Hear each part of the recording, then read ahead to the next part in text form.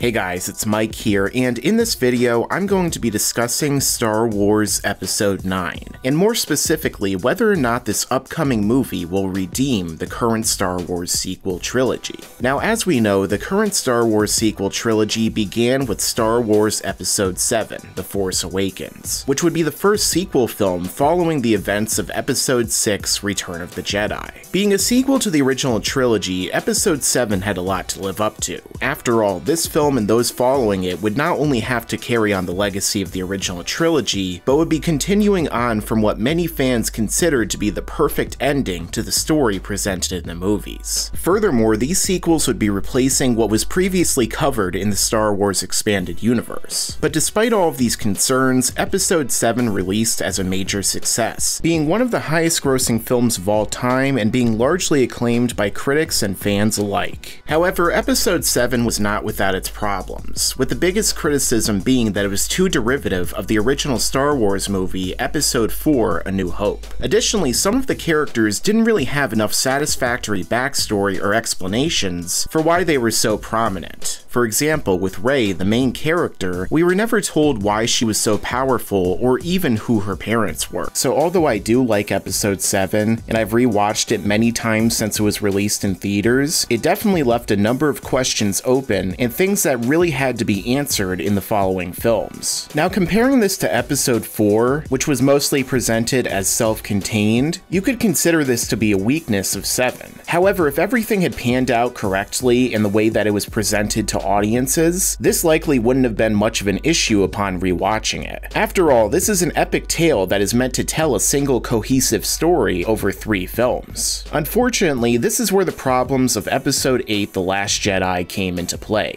Now, as I and many others have already discussed, when director Rian Johnson came in to write and direct Episode 8, he was essentially given carte blanche to do whatever he wanted with this film, and continue the storylines that were left off however he saw fit. In the process, Rian Johnson took the direction it seemed that J.J. Abrams was going in, and decided to subvert the expectations of audiences who had watched Episode 7 and went into Episode 8 wanting a number of different things to be addressed. But what we got was rather different. In fact, Johnson went so far as to take the outline that J.J. Abrams had created and basically threw it in the trash. As a result, the answers we were given and the payoffs were rather disappointing. Supreme Leader Snoke, for example, was built up as being the ultimate big bad in Episode 7, having tempted Kylo to the dark side and having essentially conquered the galaxy. However, in Episode 8, we learned very little about him or how he even tempted Kylo. Rather, Snoke was betrayed and killed by Kylo in a turn that he really should have seen coming, in what was pretty much a knockoff of the confrontation with the Emperor from Return of the Jedi. Then there was the fact that Episode 7 had built up the search for Luke Skywalker. There was even a map that everyone was trying to put together that would lead them to his exact location. Now, we were never really told why he went to the planet that he went to in Episode 7, but it was made to seem like it was for some kind of important reason. Yet in Star Wars Episode 8, we find out that Luke just went there because he wanted to die and wanted to end the Jedi once and for all. Even the dramatic ending of Episode 7, where we see Rey handing him the lightsaber, was immediately turned into a joke, where Luke just threw the lightsaber away, which obviously was not the intention of J.J. Abrams. Nor does it really make much sense that they would have a map to Luke's location and how he was presented as somebody who could bring hope back to the galaxy, only for them to find him just wanting to be left alone to die. We also can't forget how the film not only didn't solve Rey's problems from the first film, but actually made them worse. Because many people considered Rey to be a Mary Sue in Episode 7, considering how easily she did everything.